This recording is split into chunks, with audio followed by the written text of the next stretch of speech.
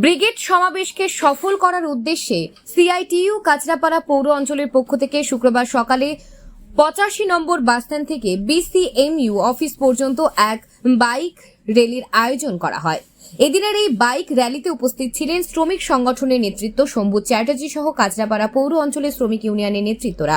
Brigade সমাবেশকে সফল করার পাশাপাশি বর্তমান সময়ে আলোচ্য বিষয় চাকরিহারা শিক্ষকদের চাকরি সুনিশ্চিত করার দাবিতেও এদিনের এই বাইক র্যালির আয়োজন।